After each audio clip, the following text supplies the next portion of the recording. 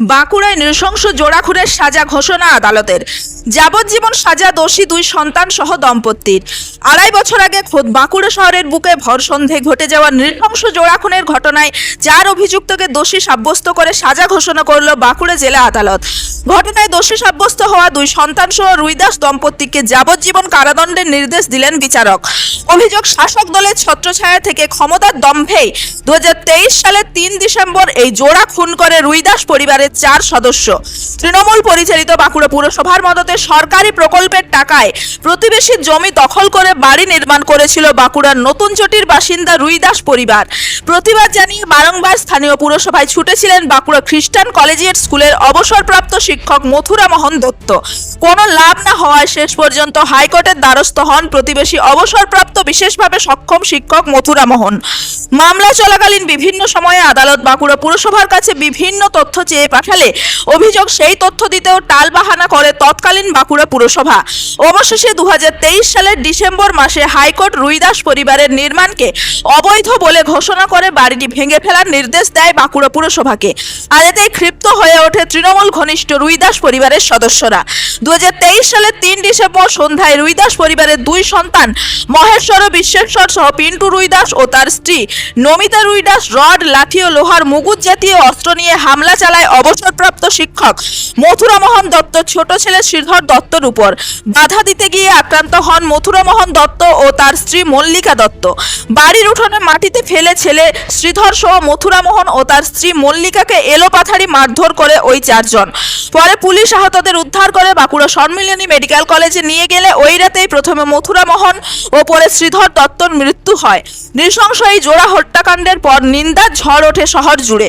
শহরের মানুষের ক্ষোভের আঁচ পেয়ে তড়িঘড়ি আদালতের নির্দেশ কার্যকর করতে বাঁকুড়া পুরসভা উদ্যোগী হয়। রুইদাস পরিবারের অবৈধ নির্মাণ ভেঙে দেয় পুরসভা। বাঁকুড়া সদর থানার পুলিশ গ্রেপ্তার করে অভিযুক্ত বিশ্বেশ্বর, মহেশ্বর, পিন্টু ও নমিতা রুইদাস সহ মোট 5 জনকে। তারপর দীর্ঘ 2.5 বছর ধরে মামলা চলতে থাকে বাঁকুড়া জেলা আদালতে। গতকাল এক অভিযুক্ত জামিন মঞ্জুর করলেও বিশ্বেশ্বর, মহেশ্বর, পিন্টু ও নমিতা রুইদাসকে জোড়া খুনে দোষী সাব্যস্ত করে আদালত। আজ ওই 4 জনকে 302 নম্বর ধারায় যাবজ্জীবন কারাদণ্ডের নির্দেশ দেয়। পাশাপাশি আরও একাধিক ধারায় বিভিন্ন মেয়াদের কারাদণ্ড ও জরিমানার নির্দেশ দেয় আদালত। দেখুন, প্রথমেই বলবো যে ক্ষমতার দম্ভ, অহংকার মানুষকে কোথায় নিয়ে যেতে পারে। একটা ছোট্ট চিলতে জমির জন্য আজকে পুরো ফ্যামিলিটা শেষ হয়ে গেল। মানে আমরা যে ফ্যাক্টটা পাচ্ছি সেটা হচ্ছে ডিসেম্বর 2023-এ একটা এমন ইনসিডেন্ট ঘটলো যার ব্যাকগ্রাউন্ডটা হচ্ছে যে এই ভিকটিম বাড়ির কিছুটা জমির উপর অ্যাকিউজের বাড়ির লোক দখল করে আনলফুলি বা ইলিগাল ওয়েতে তারা একটা স্যাংশন কালেক্ট করে তার উপর একটা কনস্ট্রাকশন বানায়। এই ভিকটিম বাড়ির লোক তারা অনারেবল হাইকোর্টের কাছে যান। অনারেবল হাইকোর্ট বলেন যে এটা ডিমলিশ করতে হবে, এটা একটা অন্যায় কনস্ট্রাকশন। এটা কেন ওনারা অনারেবল হাইকোর্টে গেছেন, এটা হয়ে গেল ওনাদের কাছে দোষ। তার জন্য এনাদের বাড়িতে আসামি 4 জন, একজন মহিলা ইনক্লুডেড, এনারা বাড়িতে চড়াও হলেন 7টা থেকে 7:30টার মধ্যে। তারপরে বিভিন্ন রকমের ওয়েপেন দিয়ে নৃশংসভাবে ওনাদেরকে ওই 66 বছরের একজন ফিজিক্যালি চ্যালেঞ্জ মানুষকে, যিনি রিটায়ার্ড একজন স্কুল টিচার, তাকে নৃশংসভাবে খুন করা হলো। এবং তার 29 বছরের ছেলে, যার একজনের সঙ্গে এঙ্গেজ হয়েছিল, খুব তাড়াতাড়ি বিবাহ হতো, তাকে দুজনকে নৃশংসভাবে খুন করা হয়। এবং শুধু তাই না, যখন খুন করাটা হচ্ছে তখন বলা হচ্ছে যে মুরগির মতো মারতে হবে, মানে মানুষের যে হিউম্যান ভ্যালু সেটা নেই।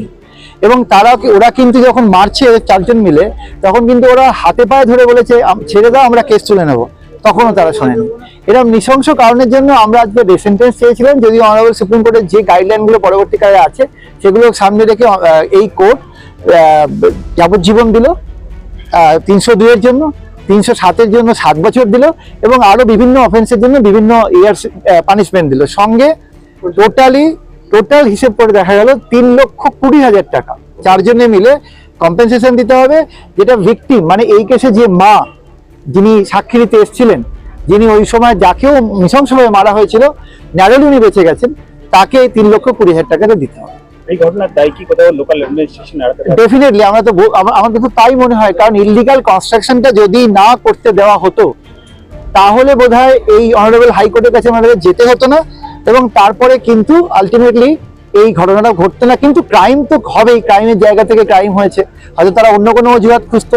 কিন্তু এটা ঘটনা যে এই 4 জন ব্যক্তি রাজনৈতিক ক্ষমতাতে হোক বা অন্য কোনো ভাবে হোক, এরা ক্ষমতার এমন একটা জিনিস এনজয় করতো যে তারা মানুষকে মানুষ বলে মনে করতো না, যেটার এফেক্ট হয়েছে এটার মধ্যে।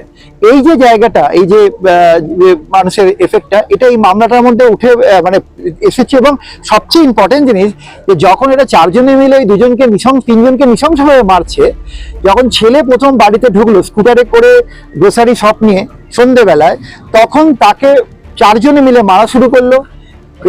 ভেতরের ঘর থেকে বাবা বেরিয়ে এলো, যিনি হাঁটতে পারেন না, প্রতিবন্ধী, তাকে মারা করা শুরু করা হলো। তারপর তার ওয়াইফকে মারধর করা শুরু হলো। এমনকি ওই জায়গাটায় যখন রক্তে ভরে যায়, ক্রাইমের পরে ওরা জল দিয়ে রক্তটা ধুয়ে দিল যাতে কেউ এসে কোনো এভিডেন্স না পায়। এরকম ভাবে যত রকম ভাবে সম্ভব নৃশংস ক্রাইম তারা করেছে। এবং এই ক্রাইমের আগের একটা ব্যাকগ্রাউন্ড আছে, তারা এরকম ভাবেই এদের জমি এর আগেও দখল করতে গেছিল, এরা প্রতিবাদ করেছিল। এবারে জিনিসটা একটু বাড়াবাড়ি হয়ে গেছে। এনাদের জমির ওপর কিভাবে মিউনিসিপ্যালিটি পারমিশন দিলেন আমরা জানি না, তার উপরে স্যাংশন হলো, তার উপরে ভিত হয়ে বাড়ি হয়ে গেল। এবং তারপর ওনারা বারে বারে বিভিন্ন অথরিটির কাছে প্রতিবাদ করেছে, সেই ডেটাগুলো আমি কোর্টে দিয়েছি ভিকটিম বাড়ির লোক। পরবর্তীকালে ইভেন কি মিউনিসিপ্যালিটি যিনি চেয়ারম্যান, তাকেও আমি মামলা উইটনেস হিসেবে টেনে এনেছিলাম PW4-এ। আলটিমেটলি ওনাদেরকে যেতে হলো অনারেবল হাইকোর্টের কাছে, এবং অনারেবল হাইকোর্ট বললেন যে ইলিগাল কনস্ট্রাকশন এখনই ভাঙতে হবে। যেহেতু ভাঙতে হবে বলেছে, সেই জন্য এনাদের রাগ হয়ে গেল। এনারা গিয়ে এই প্রথমে ছেলে, মা এবং বাবাকে মারলো। মা কোনো রকমে বেঁচে গেছে, বাবা বাঁচতে পারলো না এবং মাও বাঁচতে পারলো না। ছেলেকে যেভাবে মেরেছে, প্রতি ইঞ্চিতে মানে হাড় গুঁড়োগুলো ভেঙে দিয়েছে, যার ফলে হয় কি, হাড় গুঁড়ো হয়ে গেলে রক্তের যে ফ্লো সেটা বন্ধ হয়ে যায়, হেমারেজ হয়ে যায়। আমরা PM-এ 20টার উপরে ইনজুরি পেয়েছি। মানে পুরসভা যদি আগে ব্যবস্থা নিত তাহলে হয়তো এই ঘটনা। ডেফিনেটলি আমাদের মামলাতে এভিডেন্সে তাই এসছে, আপনারা এভিডেন্সটা দেখবেন।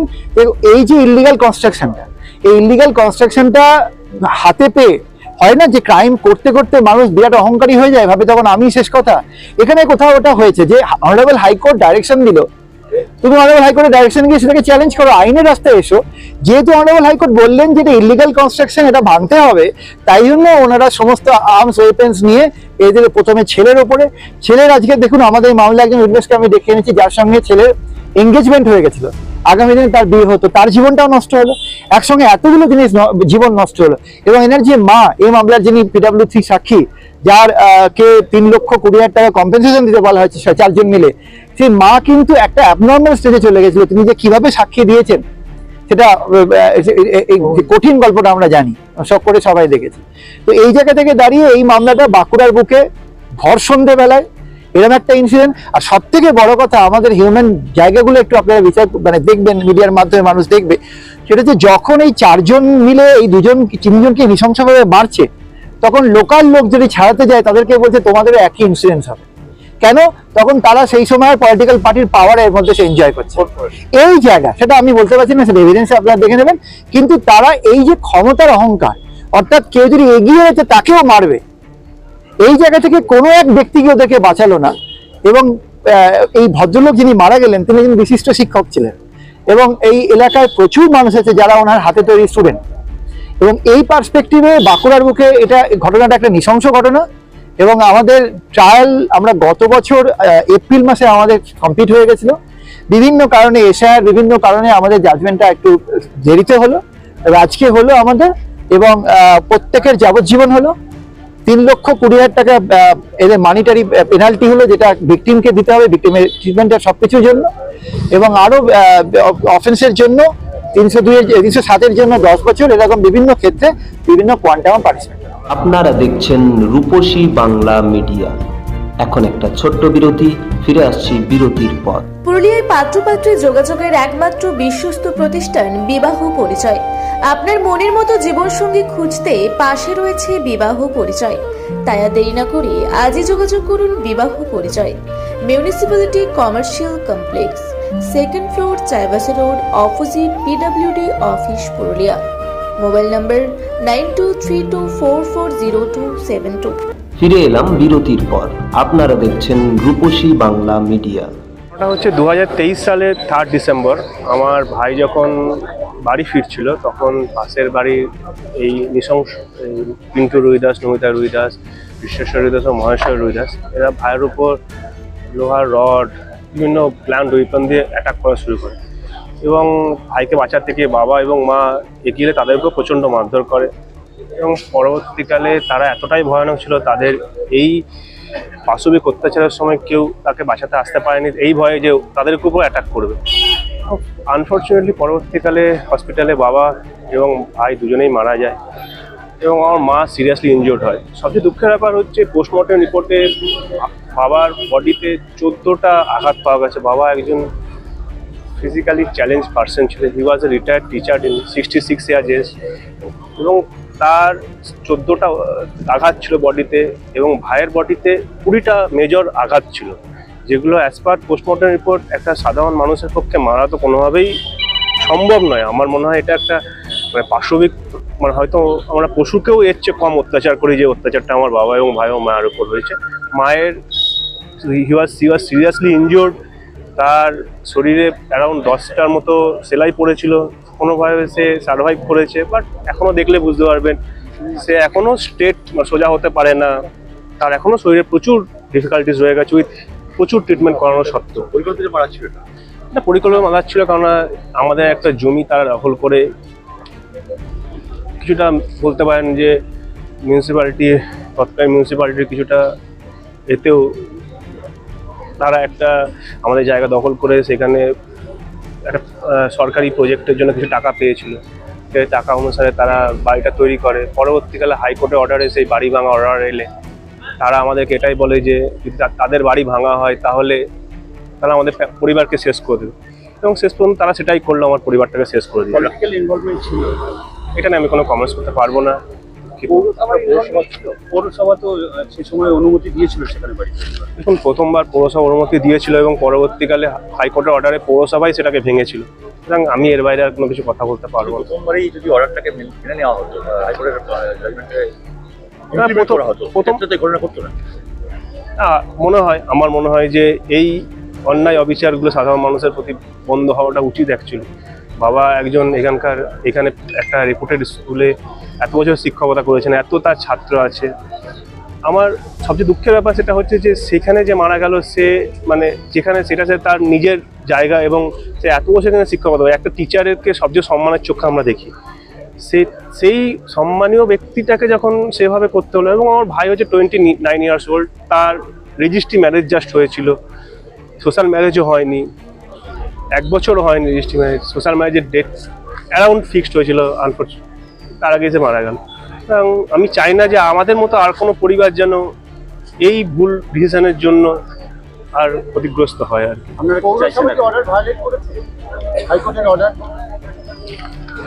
আমি এ নিয়ে কোনো কমেন্টস করতে পারবো না, সরি। আপনারা কি চাইছেন এখন? দেখুন, আমরা এই 4 জনেরই ফাঁসি চাই, অবশ্যই 4 জনের ফাঁসি চাই, বিকজ এরা মানুষের মতো বিহেভিয়ার করেনি, পশুকে যেভাবে মারে। আমি আপনাকে বললাম একটা 66 বছরের বয়স্ক ফিজিক্যালি এবেলড মানুষকে যদি কেউ 14 বার মেজর আঘাত করতে পারে, এবং একজন ইয়ং ছেলে 29 ইয়ার্স, তার দুটো হাঁটু সোজা হয়েছিল না, গুঁড়ো হয়ে গেছিল, হাত পাগুলো গুঁড়ো হয়ে গেছিল। লাস্ট পর্যন্ত সে এটাও বলেছে যে তোমরা আমাকে ছেড়ে দাও, আমরা সমস্ত কেস নেবো, তাও সে জানায়নি। তো পোস্টমর্টম রিপোর্টটা আমি দেখাতে পারছি না, যদি দেখাতে পারতাম তাহলে হয়তো যে কোনো মানুষই তাদের ফাঁসি চাইতো। আমি তো ছেড়েই দেন, যে কোনো মানুষই তার ফাঁসি চাই যদি পোস্টমর্টম রিপোর্টটা আমি দেখাতে পারতাম। আপনার নাম? আমার নাম হতভাগ্য সায়ন দত্ত, আমি মথুরবাবু যিনি মারা গেছেন তার ছেলে, আর আমার ভাইয়ের নাম সুদত্ত, সে অলরেডি মারা গেছে। নমস্কার। বাঁকুড়া থেকে মানিক কর্মকারের রিপোর্ট, রূপসী বাংলা মিডিয়া।